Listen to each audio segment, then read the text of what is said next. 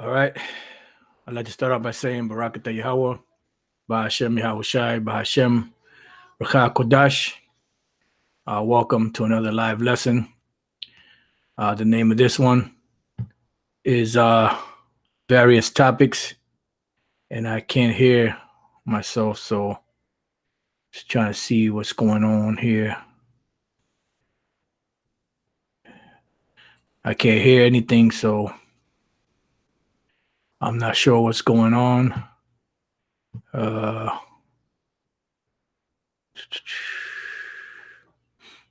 Usually I'm able to hear myself on the oh, I know why. Okay, now I know why. All right, I have my speakers off. All right. Okay, today's topic is various topics. I really don't have anything planned. I'm just gonna go totally in the spirit. I've been looking up a few different things, just doing some running around I had to do, and then listening to some videos, trying to come up with a topic, but nothing really hit me as far as a topic goes. So we're just gonna go in the spirit. A few things that were, going around in my head, so to speak. And an article that I have that we can go to and deal with that, and just take it from there. Because I'm not sure if it was the last lesson we did, where I actually went, into it might have been either the last one or the one before that, the iron weapon, or they have more than heart could wish. I believe they have more than heart could wish, more than likely. And pretty much, and I believe it was that lesson we did. We went into into the serpent in the book of Genesis, the 3rd chapter, which we'll get that real quick. Because this devil, what you got to remember is he has done a lot of, pretty much a lot of fuckery on the planet, and he's had pretty much the whole world in utter deception, because that's what was given to him, as a that was one of his gifts, outside of the sword, that they're able to deceive people pretty much easily, but they can't deceive the elect. So before we go there, let's go to the book of, let me flip over here.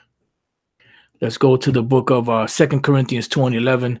It says, "Lest Satan should get an advantage of us, for we are not ignorant of his devices." And why are we not ignorant of his devices? Because the Lord Yahweh Bashem Yahushai gave us the knowledge, wisdom, and understanding to be able to see through it, and the scriptures say that if it were possible, they would deceive the very elect, but the point is that it's not possible. So if we are of the elect, this devil will not be able to deceive us. That's why we say we hope we are the elect, because this devil is very, very deceptive.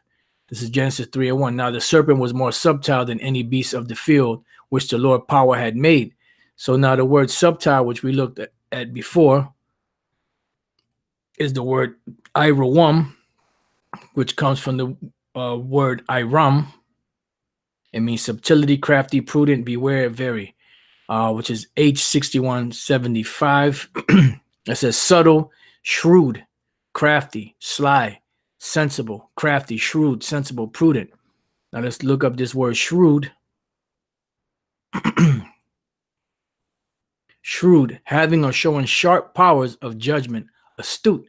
They're very astute, very wise, but they're very wise in what? In wickedness, as far as wickedness is concerned. All right, let's go to another one. The word sly. Let's look up sly.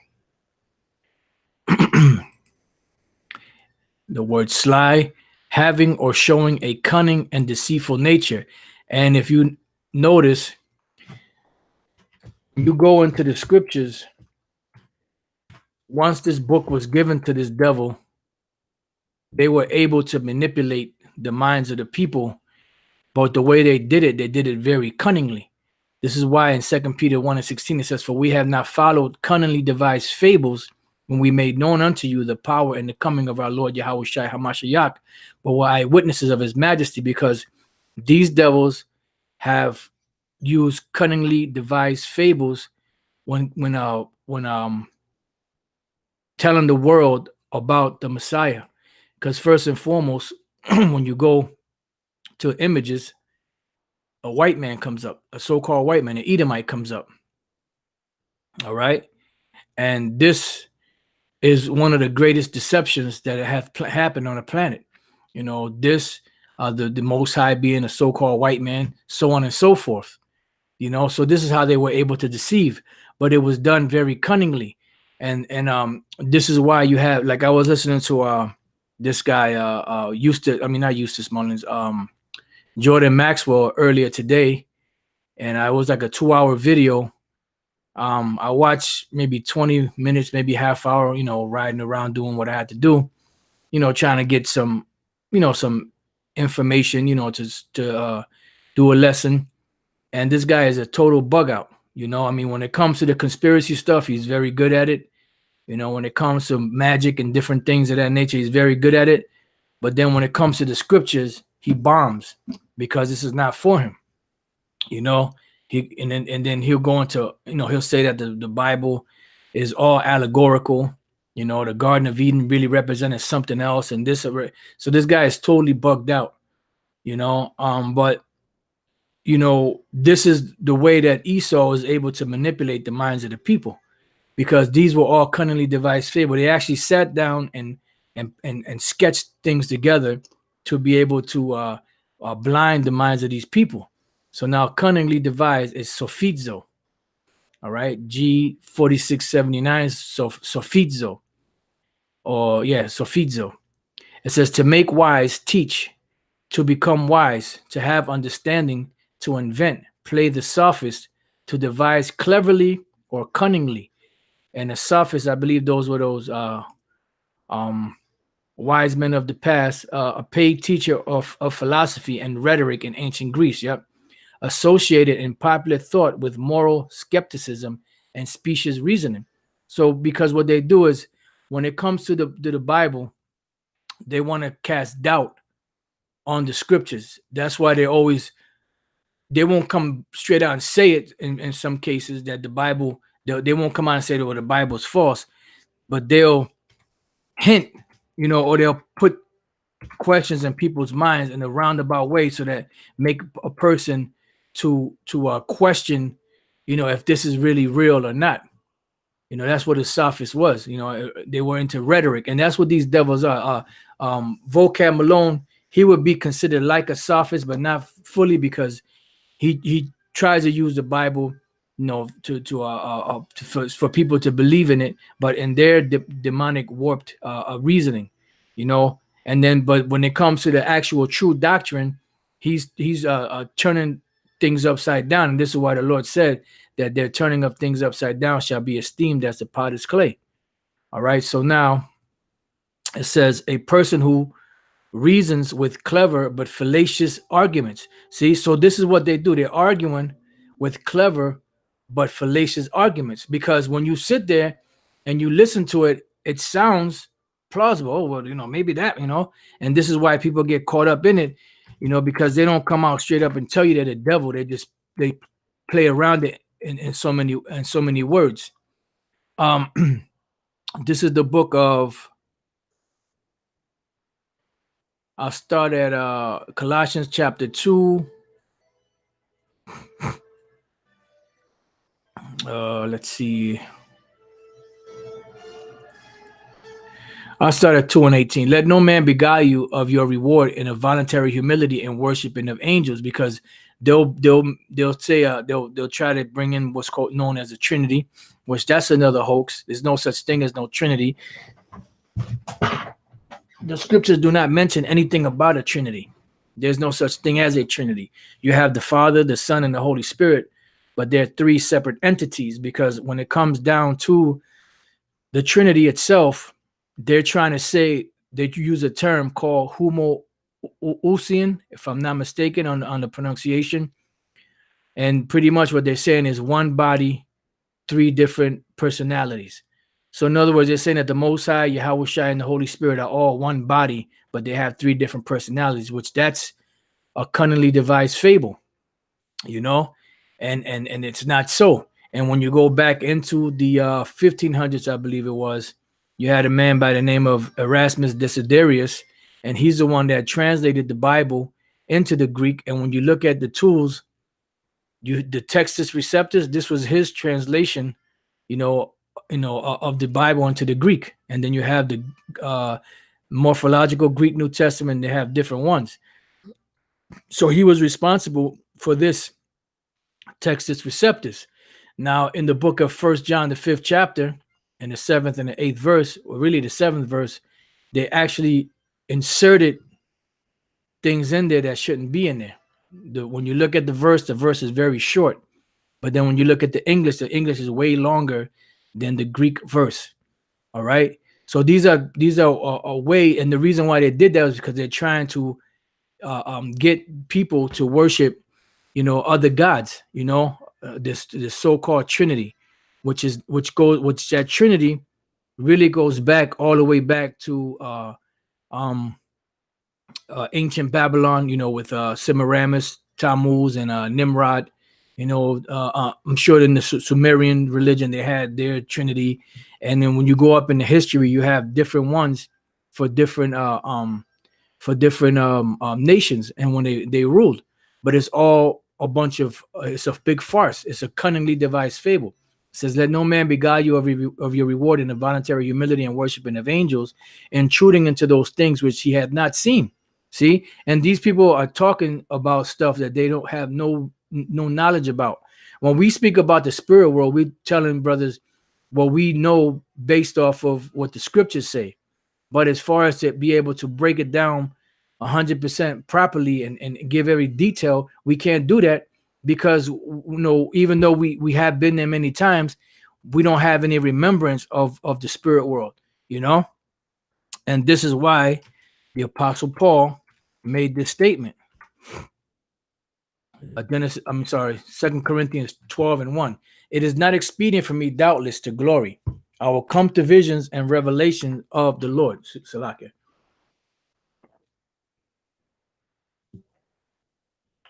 I knew a man in Yahushua about 14 years ago. He's speaking about himself in the third person. Whether in the body I cannot tell, or whether out of the body I cannot tell. The Most High knoweth, because when you go back into the history, they had stoned Paul, and he actually was dead, and they drug his body out to the outside of the city. But then the spirit came back into him. But in the process of him being dead for that moment, his spirit was going up into the heavens. It says such an one caught up to the third heaven, which is what in the spirit world. This is what Esau calls the fourth dimension. All right. It says, and I knew such a man. Why? Because he's speaking about himself. Whether in the body I cannot tell, whether in the body or out of the body I cannot tell. The Most High knoweth.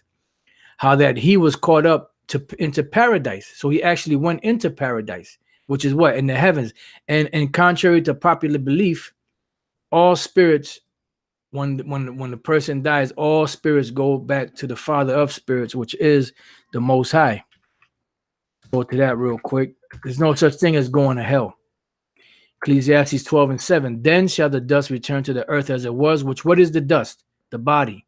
It goes back into the earth. That's the grave. Some translations say hell, but when you go to the proper translation of the Greek and the Hebrew words, it's grave, not hell. That's another cunningly devised fable, that hell doctrine, to scare the people, to give their money to the church. That's what it went back to.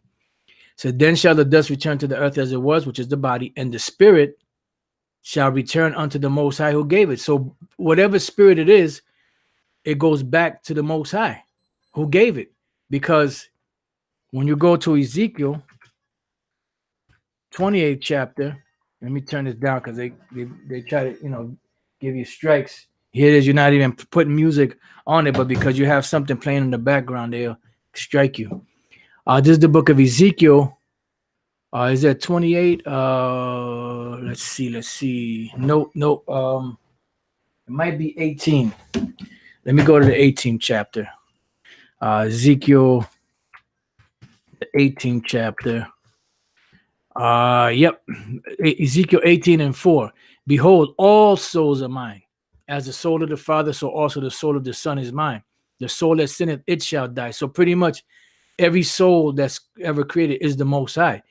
So when you die, your spirit goes back to the Most High who gave it, as we read in Ecclesiastes, and the body goes into the grave. There's no such thing as an in between or purgatory or in between or hell, and none of that. Those are cunningly devised fables as we're reading. So back in 2 Corinthians 12:4, how that he was caught up into paradise and heard unspeakable words. Now, when he was caught up into paradise, that means his spirit was going up into the heavens.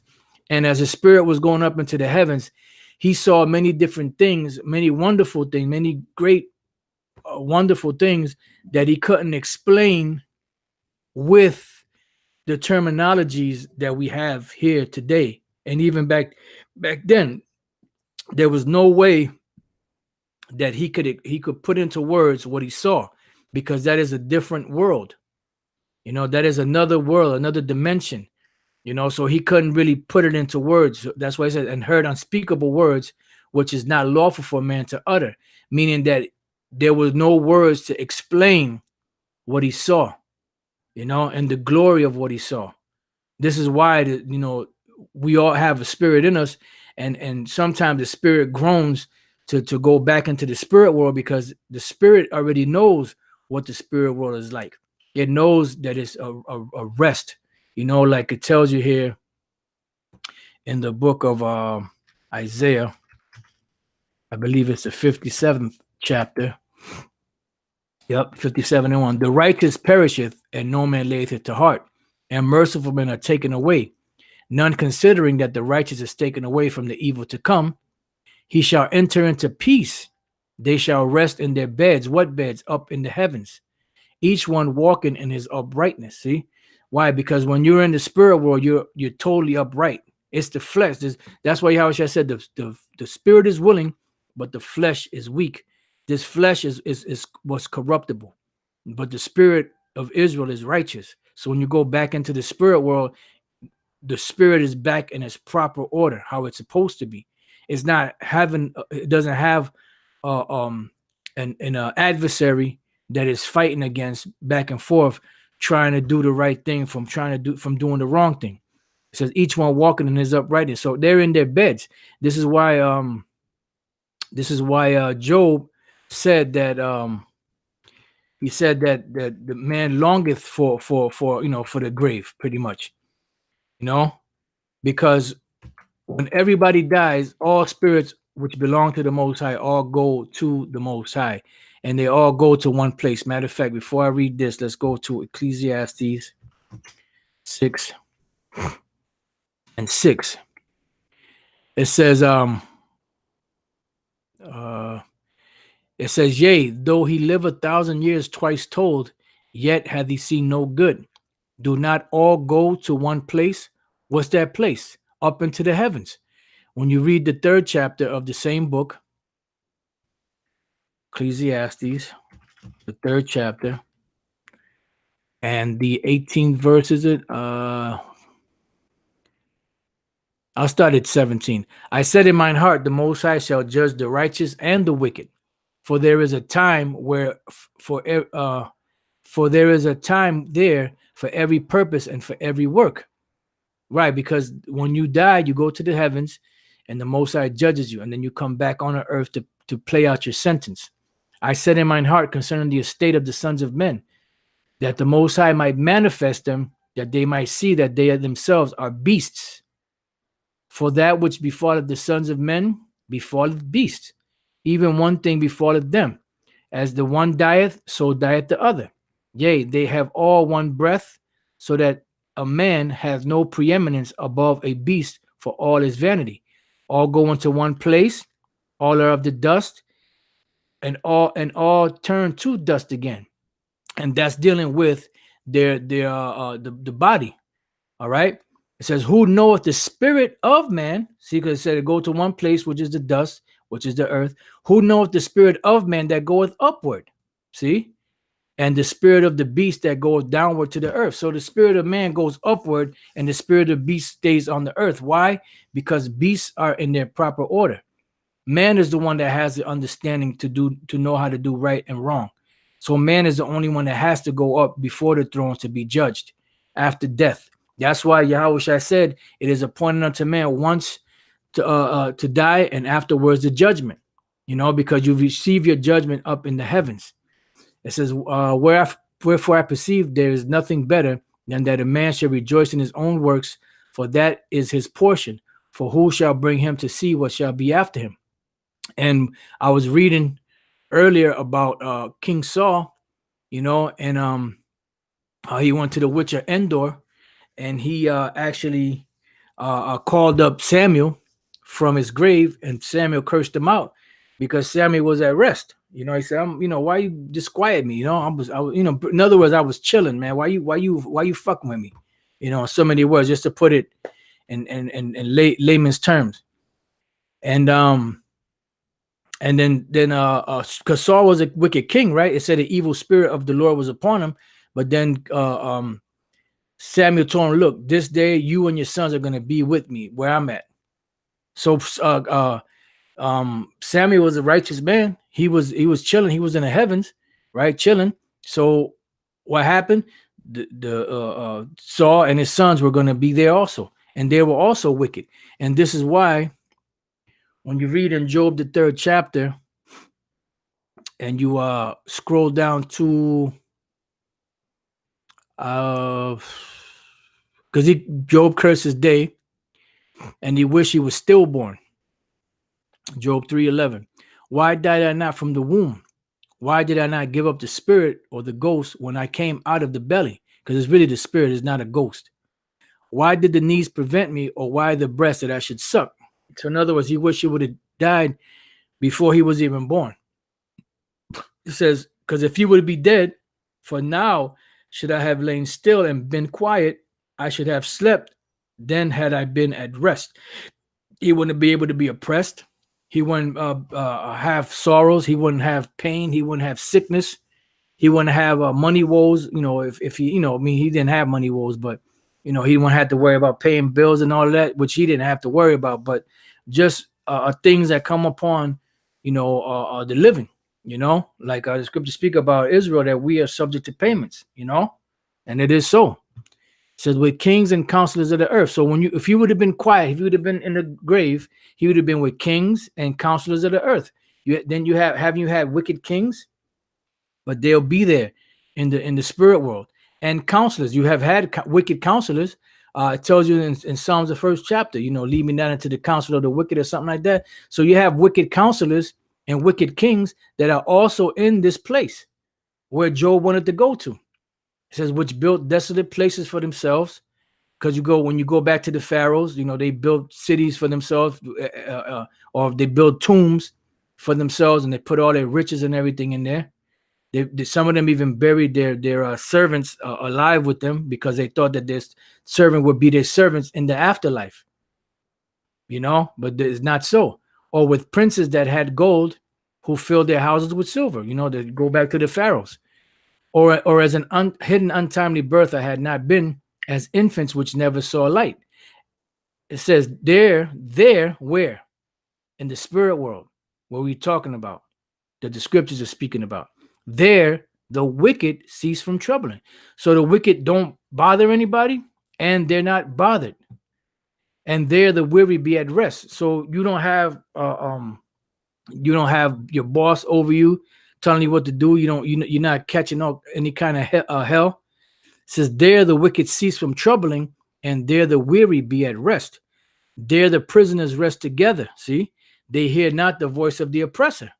The small and the great are there, and the servant is free from his master. So those Egyptians, pharaohs, that would bury their servants with them alive, and the servant died, the servant was free from his master. You know, he didn't have to worry about serving his master in the afterworld. Why? Because in the spirit world, everything is in proper order. Wherefore is light given to him that is in misery, and life unto the bitter in soul, which long for death, but it cometh not, and dig for it more than for hid treasures, who rejoice exceedingly and are glad when they can find the grave, because this is the proper translation in the English for the Hebrew word sha'awal and for the Greek word Hades, which is grave, not hell. No such thing as hell. And you look at the word grave, well, this one is Quabar, but in other places where you see the word grave or hell, it's the word sha'awal, which is the actual grave. Okay?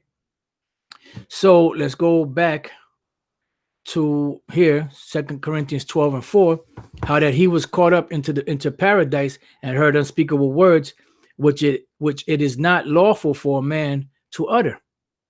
Of such an one will I glory, yet of myself I will not glory, but in mine infirmities. All right. So if you're gonna glory in anything, we glory in our infirmities. So going back to Colossians 2 and 18, let no man beguile you of your reward in the voluntary humility and worshiping of angels. Why? Because these devils, they're very cunning in the way that they do things. Now, I was doing some research because back in the days when we used to go over the Hebrew symbols or the Hebrew characters, you had different symbols, and each symbol had a meaning to it. And let's go to the images. Let's go to and meaning.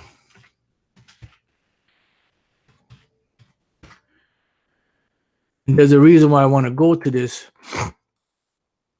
Let's see what this says here. Yeah, this Pinterest crap. You can't, they want you to actually sign in for this. Fuck that.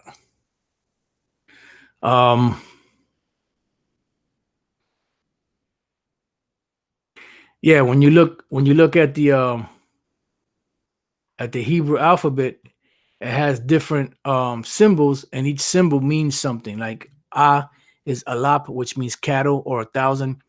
Ba or bayath, which is really house. Ga, which is gamal, which is camel, so on and so forth. And then when you get to the la, which was lamad, which means to learn, they said here ox goad, but I remember back in the days, we were taught that it was a serpent, because when you look at the Syrian form or the Aramaic form of the la, it looks like a coiled serpent, but they'll say that the ta is a serpent, and this doesn't look like a coiled serpent to me. And the reason why this makes sense that this would be the serpent or la or lamad, because the word lamad means to learn. And the serpents are very cunning, very astute, as the definition gave of it. Let me see if I could get this word real quick. See, look, serpent, a large snake, or a sly or treacherous person, especially one who exploits a position of trust in order to betray it. And that's all this devil has done. See, there's a method to his madness. He is deceiving people and having people to fall for his bullshit. Why? Because he has an ultimate or ulterior goal in mind. And that ulterior goal in mind is to put everybody into captivity underneath him, and he'll do whatever it takes in order for him to accomplish that. This is why it tells you here in Ecclesiasticus 12 and 10 in the Apocrypha, never trust thine enemy. For like as iron rusteth, so is his wickedness. And iron rust. If you take a piece of iron and you put it outside, you have those cast iron pans, and then if you wash it, you use it the first time and you wash it and you don't dry them properly, or you don't oil them down, or whatever you gotta do, and you just let them sit, they'll rust. Whenever you put iron, it's gonna just rust. you know. So it's you can bank on it that that iron is gonna rust. So just like iron rusts, so is this devil's wickedness. Is the same way, you know. It's but the only thing with this devil is he hides everything behind a smile. He hides everything under false pretense. They'll smile in your face, but behind your back they'll stab the hell out of you, you know. And this is why whenever you go around Edomites, and the first thing you notice when they see Jake is they start smiling, you know, because if they smile at you and you smile back, "Ah, yeah, we got this one," you know. But when you don't smile at them, they're like, "Ah, we have one that can see," you know, because that's their whole goal. Their whole goal is to be, you know, to be as discreet as possible until they fulfill and accomplish their agenda. And this is part of their power. Part of their power is deception. This is why it says, matter of fact, before I read on here, let's see, I can bring it up on, did I bring it up already? Let's see. Okay, nope, that's going into something else. Slide. All right, you know what? Let me just go. A matter of fact, here we could go here. You know what? I read this first, 2 Corinthians 2:11, which you read already. At least Satan should get an advantage of us, for we are not ignorant of his devices, you know?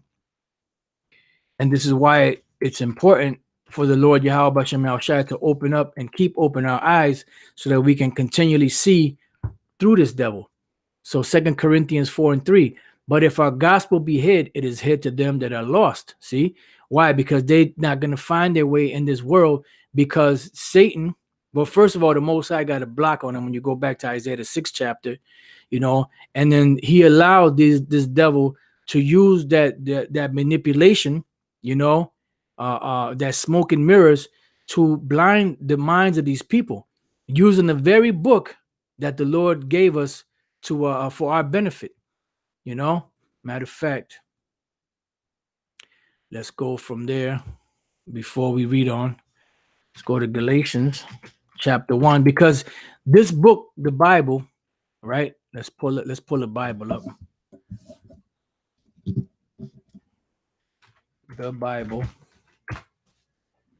Let's go to images. This book, the Bible, which this is most people, this is them right here. Read me. Their Bible is collecting dust. But the Bible is a book to where you can use it for righteousness and you can use it for wickedness. Like when you read of 2 Corinthians, the 2nd chapter we were just at, it speaks about using the word of the Lord deceitfully. We don't use the word of the Lord deceitfully, but it has been used deceitfully and it's still being used deceitfully. And a lot of these individuals that are in the these so-called pastors like TD Jakes and Creflo Dollar and others of that ilk, they know that they're being wicked. They know that they're doing the wrong thing, but their motivation is money. You know, so this book here, the Bible, can be used in a fallacious way. But the bottom line is they have to have it, like my man Gary Oldman said in that movie Book of Eli. They have to have it, because without it, because he said the people will believe it if it says it in the book. So if they're able to manipulate it the way they have been for ages, but now this same book that they've used to manipulate the minds of the people is turning around to bite them in the ass, because the Lord raised up the true men to bring out the proper understanding and the proper doctrine of it. So going back here, Galatians 1:6, it says, I marvel that you are so soon removed from him that called you into the grace of Yahushua HaMashiach unto another gospel. See? So what is another gospel? Another understanding of than what you know, than what you were taught. Because this devil has used the same Bible to manipulate the minds of Jake, especially Jake. You know, fuck the other nations. They use it mainly to manipulate the minds of Jake. You know, it says which is not another. Why? So it's another gospel, right? But it's not another book. It's the same exact book that they're using to manipulate the minds of the people and to deceive the people with the very book that has the actual truth and the true doctrine in it, and the true gospel.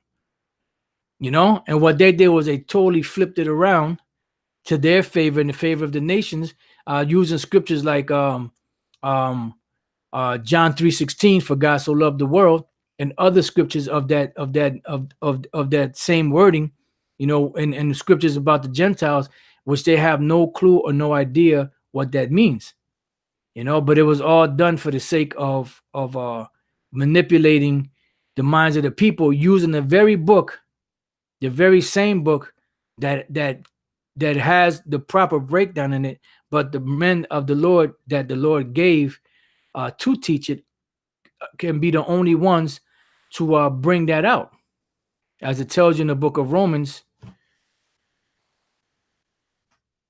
15. The 10th chapter, Romans 10 and 15. How then shall they call on him in whom they have not believed? And how shall they believe on him in whom they have not heard? And how shall they believe without a preacher, which is a teacher or a prophet? You know, because you have to have somebody that's inspired by Yahweh Bashem and Yahweh Shai to be able to understand it. And how shall they preach except they be sent? So these devils weren't sent to teach the truth of the Bible. They were sent, but they were sent as the deceivers, you know, the slanderers. You know, that's what they were sent for. So as it is written, how beautiful are the feet of them that preach the gospel of peace. See? Why? Because you have a gospel, one particular gospel, not many different ones. Not this group has this much, and this group has that much, and this other group has. No. When you go back to Yahweh Shai and the disciples and the men that came after them, they all had the same gospel, the same doctrine. And the ones that were upset with that doctrine, you know, were coming against them, was because they were trying to push their agenda and not what the scriptures were saying. They were trying to keep hold and sway of those traditions that they were keeping hold and sway of from back in the days, you know. So it says, how beautiful are the feet of them that preach the gospel of peace and bring glad tidings of good things. Okay, it says, but they have not all obeyed the gospel. See, because you have a lot of jakes out there that have not obeyed the gospel. You have some that have learned the gospel, learned the right way, but then turned away from it. And you have some that have hardened their ears, because the Most High has hardened their ears. And you have scriptures like John 3:16 and others in the Gentile scriptures, which pretty much what they are is they're what's called a stumbling block, because you have stumbling blocks that are set up in the scriptures for the ones that the Lord don't want, the Israelites that the Lord don't want to fall by those stumbling blocks. It says, for Isaiah saith, Lord, who hath believed our report? Now let's go from there to, I'm not sure if that is in the actual book of Psalms, but let's go to Isaiah, because I know the word is in there, in Isaiah 8 and 14. It says, start at 13. Sanctify the Lord Yahweh Bashem Shai of hosts himself, and let him be your fear, and let him be your dread.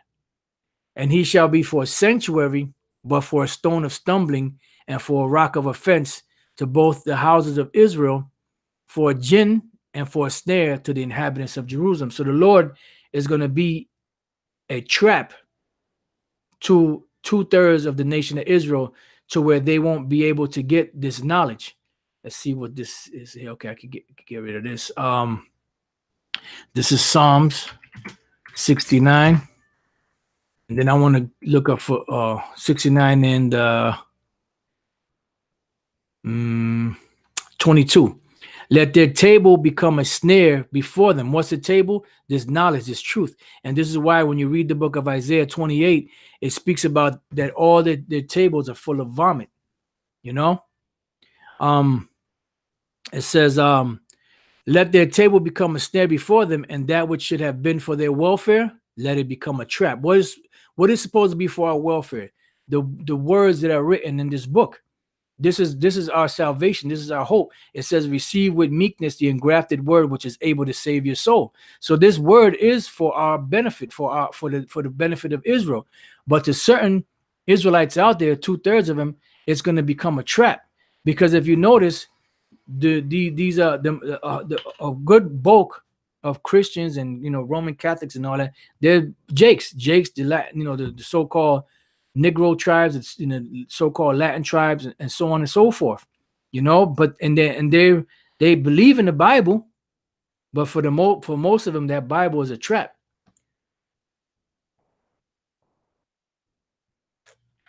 Salakia. It says, "Let their eyes be darkened, that they see not." See, and make their loins continually to shake, because they're not going to be able to get the full understanding of this word. Because if it was so, they would be converted, and then they would be healed, and the Lord will have to save them. It says, "Pour out thine indignation upon them, and let thy wrathful anger take hold of them. Let their habitation be desolate, and let none dwell in their tents." So, going back, you know what? We'll go back there, but let me just type in stumbling block. And I actually go to that. Let's see.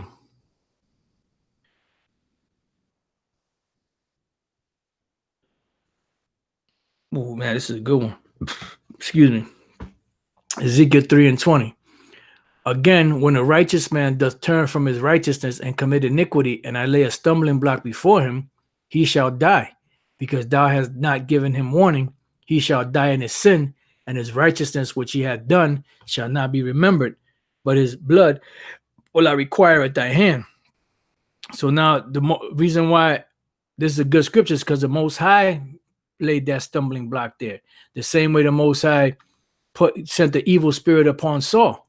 So the evil spirit from the Lord was upon Saul, and it was sent to him directly from the Most High. So let's go to the word stumbling block. H4383, makashawal. It says a stumbling, means or occasion of stumbling block, stumbling, fall, means or occasion of stumbling block. Now you could have an actual physical stumbling block, or you could have a spiritual stumbling block. Now a physical stumbling block would be like what's written here in the law,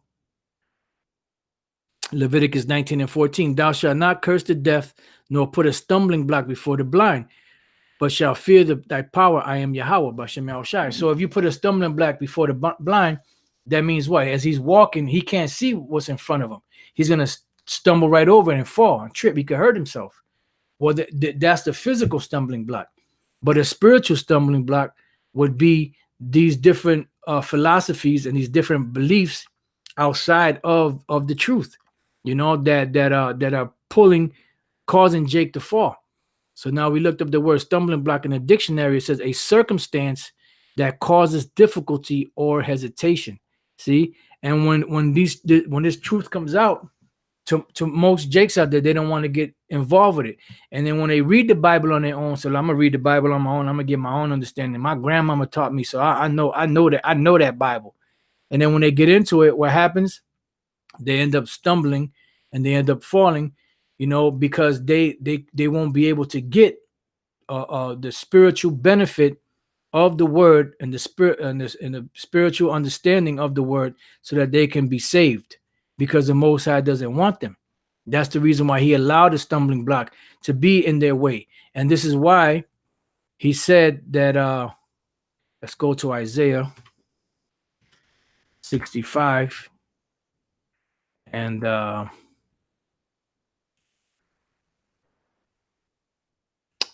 I'm sorry, the 66th chapter.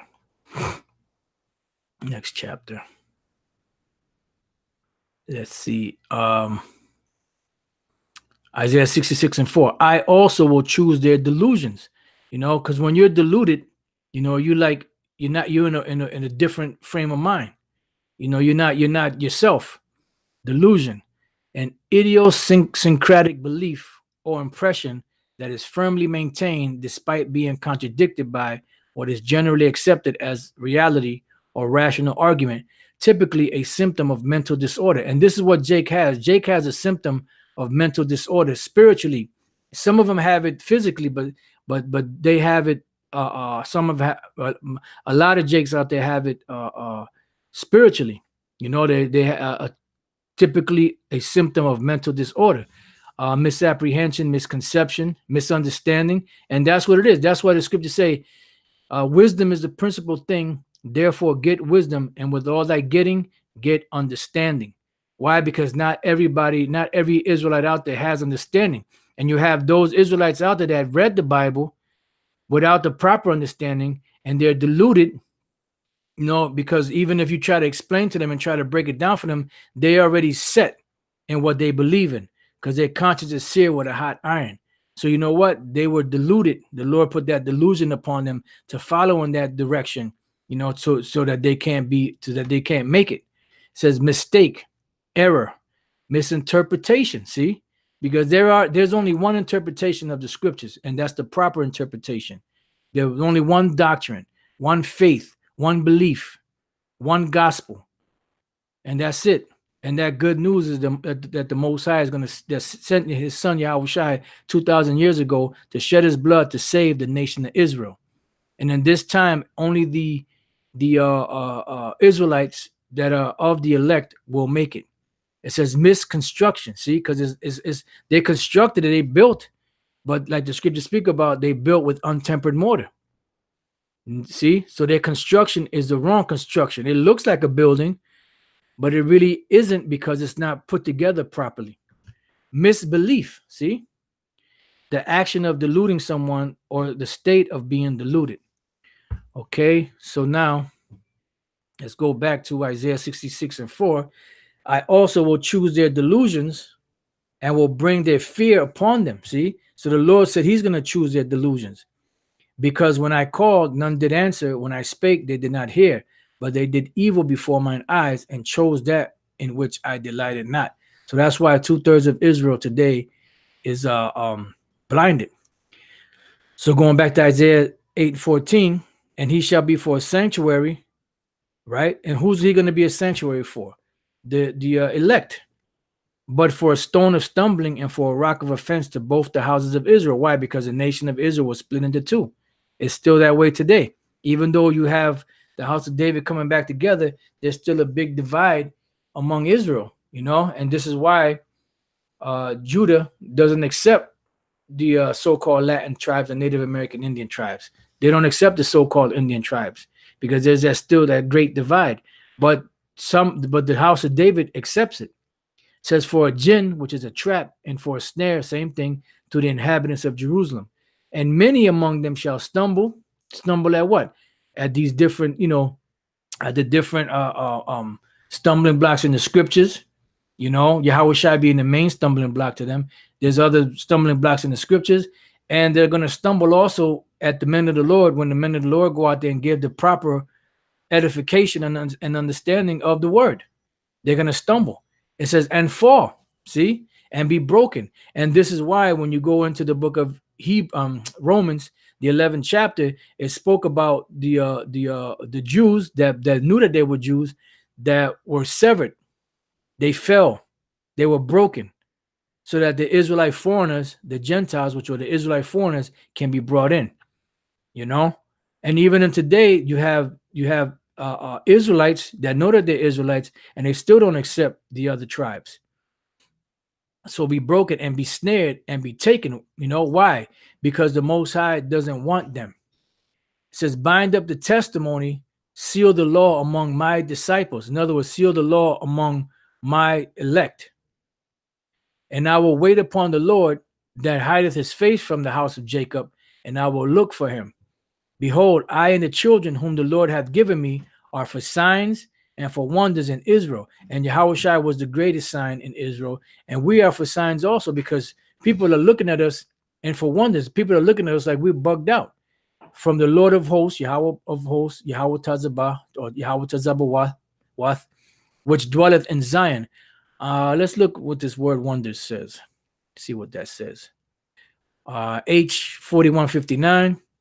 Mawapath, wonder, sign, miracle, portent. And this is why when you read 1 Corinthians, the 4th chapter, in the 9th verse, it says that we are made a spectacle unto the world and to angels. Because we're like a sign. Like they you could have a sign that could be a good sign to them, or it could be a bad sign to them. So we're like, people look at. That's why when you walk wherever you go, people sometimes look at you strange. Sometimes you're able to just blend in But for the most part, when people actually sit there and they're staring at you, and you're like, damn, what the hell is this person staring at me for? You know, it's because we have a different look about us. You know, even and it's crazy because you even have these Jakes out here now that, because Jake, you know, at one time it wasn't cool to wear a beard, but now it's cool to rock a beard now. So you have a whole lot of Jakes out there that wear beards now.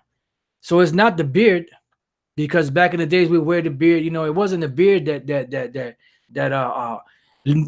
makes them look at you different. It's just the spirit that we have, that the Lord gave us, and they could see something. You know, so it says wonder as a special display of the Most High's power, and they could see the Most High's power in us. Sign, token of future event. All right. So that was it on that. Let's see. All right. So now let's see what else do we have.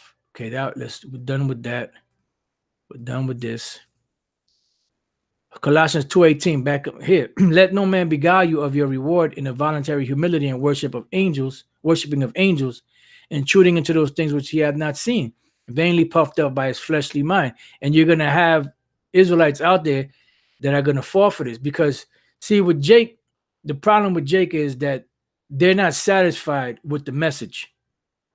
Jake always wants to add some gravy or something on top, some hot sauce and some gravy, some coleslaw, some mustard, you know, some extra on the side, some barbecue sauce. They can't just eat the plate of food that was given to them without them trying to add something to the plate. You know, Jake wants to feel special. They want to feel important. You know, the dish was already served up to you. It don't need nothing to it. You don't need nothing put to it. Scripture say, add not to it, least the Lord reprove thee. Let's see where we at. Proverbs chapter 30, verse 5. Every word of the Most High is pure. He is a shield unto them that put their trust in him. Add thou not unto his words, lest he reprove thee, and thou be found a liar. That's why we stick to what the scriptures say. Like the scriptures say, let the Most High be true, but every man a liar. That he might as be justified in thy saying and overcome when thou art judged. So Jake always want to add their 2 cents in it. This is why when you go into the scriptures and you're breaking things down, and you have somebody that comes up and think they know something, they're always trying to add their 2 cents. You know, now every once in a while you have somebody that'll do that, which the scriptures call a gainsayer, and then you're able to go through the precepts in the scriptures, and they'll be like, oh snap, I didn't know that was, you know, and then you know, you could see somebody like that you could work with, you know, because they have potential. They have potential, you know, but for the most part, when Jake come up, they're just Mr. Know-it-all, you know, or Miss Know-it-all, you know. But if you were so all knowing and almighty, how come you still in captivity? How come you wasn't able to deliver yourself from the captivity you in, knowing all this great wisdom that you had? Bunch of jive turkeys, man. All right, let's see what else we have. What's this here? A sophist, sophizo. This is second Peter 1:16. For we have not followed cunningly devised fables. So this devil, his power besides the sword is deception. You know, when we made known unto you the power and the coming of our Lord Yahweh Shai Hamashiach, but were eyewitnesses of his appearance.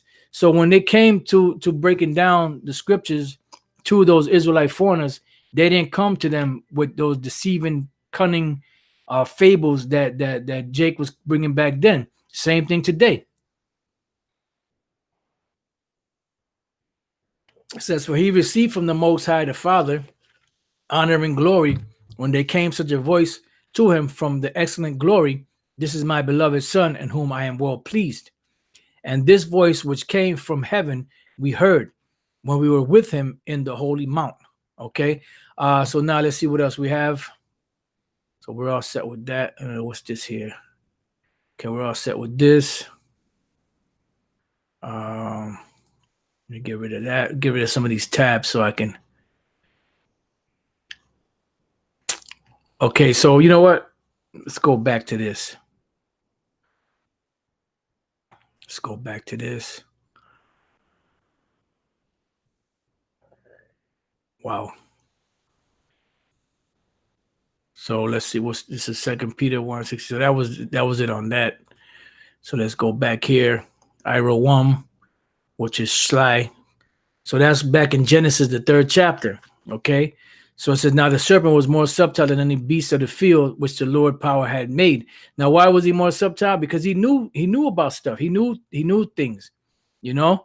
He knew because how was he able to tell a woman, that you shall be as gods, knowing both good and evil, if he didn't know? So these devils know. So the reason why they're able to be so sly and so cunning is because they know the truth. They know what's going on. They done this study. They have records, and they have their so-called scholars and stuff that look stuff up. So they know certain things. It says, and this is why they're able to manipulate the minds of the people. And he said unto the woman, yea, had the Most High said, you shall not eat of every tree of the garden. So he was coming in a deceptive way. Now to her, he didn't come to her, like a demon, He came to her, like we're gonna read it. Let's go to 2 Corinthians 11 and 13. For such are false apostles, deceitful workers, transforming themselves into the apostles of the anointed. And no marvel, for Satan himself is transformed into an angel of light. So pretty much this serpent here was this, which was an actual person, transformed themselves as if they were so righteous, speaking with them soft, smooth words, and saying things that were pleasing to Eve's ear, because he knew that Eve wanted that power. So he was telling her things, but some of the stuff he was saying was true, but he was mixing lies in there. And this is how this devil gets around. It says, therefore, it is no great thing if his ministers also be transformed as the ministers of righteousness, whose end shall be according to their works. And this is why he was able to deceive her, right? Back in Genesis 3:2. And the woman said unto the serpent, we may eat of the fruit of the trees of the garden. Let me just get this quick precept that came to mind. You know what? Let's open up another one.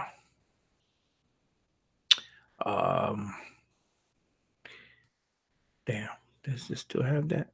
Nope. Okay, I still have it here. Okay, good. Let me go back up. And the woman said unto the serpent, we may eat of the fruit of the trees of the garden, but of the fruit of the tree which is in the midst of the garden, the Most High said, you shall not eat of it, neither shall you touch it, lest you die, which is dealing with the knowledge of good and evil. And the serpent said unto the woman, you shall not surely die. So he told her, you shall not surely die, which he lied. It says, for the Most High doth know that in the day you eat thereof, then your eyes shall be open, and you shall be as gods, knowing good and evil, which he was correct on that. But what he was wrong on was that he told her she wouldn't die, which was a damn lie. So you see how the devil uses the truth, but then he mixes lies into it. So this is why the Apostle Paul said this to the Israelites back then, that the Israelite foreigners, don't be deceived. Matter of fact, we still have that here. So I'm going to pull that back. 2 Corinthians 11 and 3. But I fear, lest by any means, as the serpent beguiled Eve through his subtlety, so your mind should be corrupted from the simplicity that is in Hamashiach, Yahushai. Because this truth is very simple. And this is why these so-called scholars and these guys that get all into them technical terms and throwing back and forth them theological terms and all that, they get mad because they spend so much money and so much time and so much effort in learning all that stuff, and then the Spirit of the Lord just gave us the truth without having to go to them colleges, and it made it so simple that they're like, nah, no way that's the truth. It's too simple. Well, guess what? The truth is simple, and the truth is very plain. Let's go to Proverbs 8 and 8. All the words of my mouth are in righteousness. There is nothing froward or perverse in them. They are all plain to him that understandeth. And that's the key. Understanding is the key. They are all plain to him that understandeth, and right to them that find knowledge. All right. So That was it on that. Now from there we go to Galatians 1 and 6. And this is why when you read Paul's letters, he's always saying, don't let this person beguile you. No, don't let anybody beguile you of your reward. Don't let anybody fool you. So he pretty much was warning of the deception of this devil. And Israelites out there that have the truth and that distort the truth. Whether it be for money or whether it be they're just bugged out, whatever the case is. So he said this, Galatians 1 and 6, I marvel that you are so soon removed from him that called you into the grace of Yahushua unto another gospel, being beguiled, being children tossed to and fro, which is not another. Why? Because it's the same Bible as we've been speaking about. It's the same Bible. But they're just different people have different interpretations of it, but there's only one way, there's only one truth and one faith, one gospel, one doctrine. And we, beginning with the apostles of Great Millstone and the rest of the men and elders and men of Great Millstone, we believe that the Lord Yahweh B'Shem Shai gave us that 100% truth. Somebody got to have it. But there be some, and this is why the scriptures say, try the spirit. It says, but there be some that trouble you. See? Why? Because they were trying to put these Israelite foreigners back into bondage by keeping the law, which they couldn't keep, and would pervert the gospel of Hamashiach. But though we or an angel from heaven preach unto you, any other gospel unto you than that which we have preached unto you, let him be accursed. As we said before, so say I now again, if any man preach any other gospel unto you than that you have received, let him be accursed. All right, so that's a very big offense in teaching somebody contrary to the doctrine of the scriptures. All right, and let's go to, a matter of fact, bring it back here, because we spoke about the serpent, a sly or treacherous person, especially one who exploits a position of trust in order to betray it. And that's the key, because this is what the devil does. Ecclesiastes 12 and 10. Never trust thine enemy. So it means what it says. You can't trust these devils. For like as iron rusteth, so is his wickedness. Though he humble himself. See, and this is how this devil comes. He comes soft-spoken, like an angel of light. Yes, my child. You ever hear them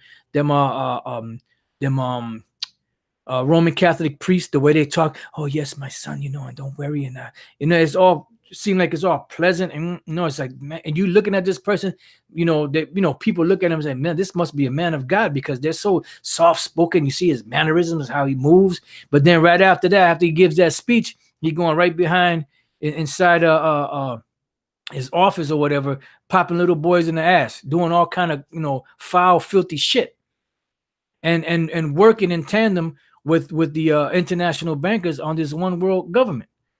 Because a part of their one world order is religious, and the Roman Catholic Church is the head. They are the false prophet that is spoken of in the book of Revelation, that are going to help bring about this false dream of this so-called one world government. It says, though he humble himself and go crouching, yet take good heed and beware of him. That's why when these devils are smiling in your face, you be like, I already know where they're coming from. You don't smile back. You just give them a dirty look, and they say, yeah, we have one that can see. And the clown will say, no, but that you just bugged out, man. Look, that's a conspiracy theory, man. They were just being nice. No, motherfucker. The scriptures tell us, though he humble himself and go crouching, yet take good heed and beware of him. And thou shalt be unto him as if thou hadst wiped a looking glass. Meaning you keep your eye on that bastard. It says, and thou shalt know that his rust have not been altogether wiped away. Why? Because they were created to be the wicked. Can a leopard change his spots? Then may you do good that are accustomed to doing evil? No. It's all about deception. But they have to divert your attention from that. They have to divert your attention away from their wickedness, so they're going to make it seem like they're so sweet and nice to you until you start fainting and swooning at them, and then all of a sudden that's when the trap comes down, and you'll be like, damn, I should have listened. You know, just like in that movie Geronimo, when the scout he helped take all them Gadites down, and by the time he took everybody down, the Edomites they threw them right in chains in the paddy wagon, so to speak, like he did the other Gadites. And guess what he said? You were right to hate the white man. No shit, Sherlock. You know, if you had such a big brain back then, why didn't you use it? But you know what? It's deeper than that because it was the Most High that caused that to happen. You know, it says, set him not by thee. See, least when he hath overthrown thee, he stand up in thy place. Neither let him sit at thy right hand, lest he seek to take thy seat. And thou at the last remember my words and be pricked therewith. See, the Spirit just had me say that. Who will pity a charmer that is bitten with a serpent, or any such as come nigh wild beasts? So one that goeth to a sinner and is defiled with him in his sins, who will pity? All right. It says, for a while he will abide with thee, but if thou begin to fall, he will not tarry. An enemy speaketh sweetly with his words, but in his heart he imagineth how to throw thee into a pit. Weren't we just speaking about that? He will weep with his eyes, but if he find an opportunity, he will not be satisfied with blood. And I was watching, you know, I was flipping through the channels, watching that bullshit CNN, you know, with that shooting at that in Pittsburgh at that synagogue, and they were interviewing these two so-called Jew hoes, and they were trying to look like they was all innocent and all sad. And I'm looking at these hoes, I'm like, look at this bullshit, man. I was getting mad. I said, you see this shit? And then the bitch that was interviewing them, I said, this is all a bunch of bullshit. You know, they're over there trying to look all sad because, you know, these devils, they have what's called the ADL. You know, I forget exactly what the ADL stands for. I haven't looked it up in a while. Something defense something. What it is with them is they have to, in order for them to get money, they have to report incidents of certain things, how they're suffering persecution, you know, so-called anti-Semitism, you know, so they have to create certain things to justify, you know, being persecuted so that they can keep getting money. That's their hustle. So this whole shit, that was just a way for them to do two things: keep getting that money. Right there, you go, Anti-Defamation League, the water brother. The water Gamal, brother Gamal down in Atlanta, the water brother, and shalom to the Akim on the comment boards, and any sister that may be watching. So pretty much it deals with two main points. The first one is for them to keep getting that money by reporting so-called anti-Semitism crap, and also the second part of that is they're trying to demonize us because they know that we speak against them so-called Jews as being false. So that's a way. I'm not sure what race the shooter was, but he kept saying he hates Jews and all that stuff like that, you know. And this is a way for them to use that even more to demonize us, because anybody that talks about the so-called Jews, they're just a mortal enemy, you know. And when these devils are not the people of the Lord, they're not the Israelites, you know. But that's all right. Yeah, like the brother holding firm put crisis actors, and that's exactly what them hoes were, crisis actors. Okay, Banaya lawyer said he was an Edomite, but the point is, they said he hates so-called Jews, you know. But this is all pushing. Everything is always geared to make to bring more and more sympathy for these gutter rats, you know. And this is why they do that. You know, yeah, Black Lives Matter, that shit was set up by them gutter rats. All that shit, the NAACP was set up by so-called Jews. They run everything behind the scenes, but they put Jake's face in the forefront, as they always do. You know, and I was going to go into this article, which I didn't get a chance to go into. Forced sterilization in Peru paid for by U.S. taxpayers, and it goes into how, you know, back in the 90s, they had over 200,000 women down in Peru sterilized against their will. And guess who the women were? They were indigenous women of those lands. You know, it wasn't they didn't do it to white women or Chinese or so-called, because you have so-called Jews that live in those areas. They did it to the indigenous population, which are Israelites. You know, and they and you know and they have that so-called Planned Parenthood, you know, down there and all that shit, you know, in so many words. But they see they have more flexibility down there to be able to force these people to do these things, which they wouldn't be able to do here in America. And they're using the American taxpayer to do this. You know, a thing called eugenics, which means good genes. You know, I was gonna go into a little bit of that, but the spirit, you know, didn't allow me to. But you know, at least I got a chance to mention it. You know, but you know, that's pretty much it. These devils are very deceptive, and this is what they're doing. Um, I'll just finish off here. It says, if adversity come upon thee, matter of fact, let me go back to 16. An enemy speaketh sweetly with his lips, but in his heart he imagineth how to throw thee into a pit. He will weep with his eyes, but if he find opportunity, he will not be satisfied with blood. If adversity come upon thee, thou shalt find him there first. And though he pretend to help thee, yet shall he undermine thee. Because they're not about helping us. You know, all that shit. Oh, I got good friends, or white friends. Man, that's all bullshit. And if you do have a so-called white-looking person that's really good to you, then more than likely that might be an Israelite that just looks like a white person. He will shake his head and clap his hands and whisper much and change his countenance. You know, it's gonna go from that smiles, you know, that friendly smile to that sinister look that finally got you where I want you. You know, now he don't have to be phony no more. And that's how these devils are. They're phony because they're guilty and they don't want Jake to flip out. So they're constantly smiling and laughing. And when you're smiling and laughing and cooning with them, you know, then they feel safe.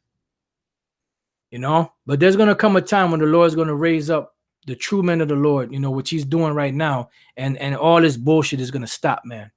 You know, all this bullshit is going to stop. There's talks in the markets, you know, of something big happening, you know, with the stock market and the financial things, you know, the financial situation of the world is going to be something that's going to happen that's going to, you know, turn the tides, man, because it's time for this devil to go down. All right, so with that, you know, I'll pray, you know, your brothers and few sisters have been edified. Until the next time I say shalom.